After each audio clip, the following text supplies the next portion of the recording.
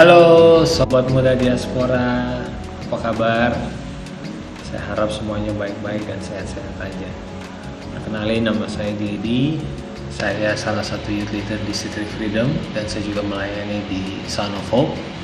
Hari ini saya mau berbagi tentang calling.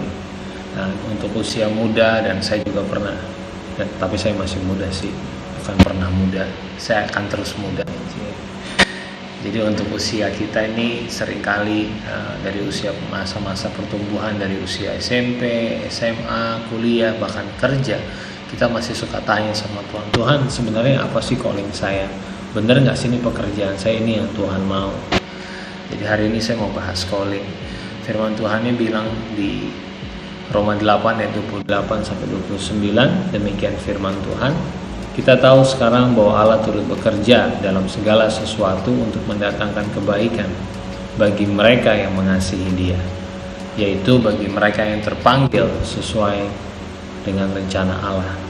Sebab, ini poinnya, semua orang yang dipilihnya dari semula, mereka juga ditentukannya dari semula untuk menjadi serupa dengan gambaran anaknya, supaya ia, anaknya itu, menjadi yang sulung di antara banyak saudara. Jadi kalau kita tanya Tuhan, kita tanya kehidupan kita, apa sih sebenarnya calling Tuhan di hidup kita?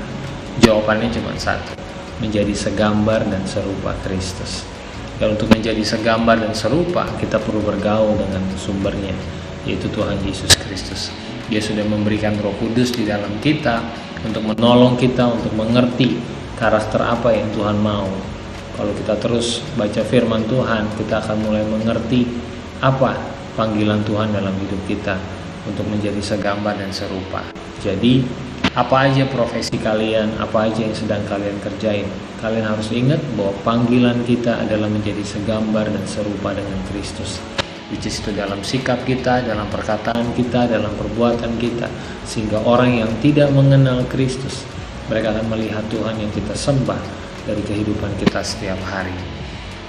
Galatia 5 ayat 22-23 bilang buah roh. Nah, itu sifat-sifat yang harus kita punya untuk kita menjalani kehidupan kita, sebab itu adalah cara untuk orang lain melihat bahwa Kristus hidup dan tinggal di dalam kita. Itu dia firman Tuhan yang berikut dari 2 Petrus 3 ayat 18. Demikian firman Tuhan. Tetapi bertumbuhlah dalam kasih karunia dan dalam pengenalan akan Tuhan dan Juru Selamat kita, Yesus Kristus. Baginya kemuliaan sekarang dan sampai selama-lamanya.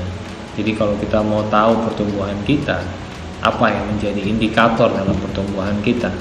Kalau dilihat dari ayat 2 Petrus 3 ayat 18 ini, tetapi bertumbuhlah dalam kasih karunia dan pengenalan akan Tuhan. Jadi pertumbuhan kita adalah pengenalan kita akan Kristus, dan itu terus berjalan di sepanjang kehidupan kita. Saya tulis dalam catatan saya, indikator pertumbuhan bukan karir kamu naik, hidup kamu diberkati, dan semua yang kamu kerjakan berhasil. Tetapi indikator pertumbuhan adalah kita mengenal Juru Selamat kita. Karena waktu kita kenal Dia, keadaan apa saja, kita tetap menyembah Tuhan. Ini sharing dari saya. Izinkan saya berdoa buat teman-teman.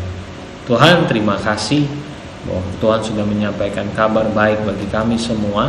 Biarlah hati kami menjadi tanah yang subur, setiap firman yang ditabur tertanam, berakar dan bertumbuh, dan dalam kehidupan kami semakin mengenal Kristus yang kami sembah.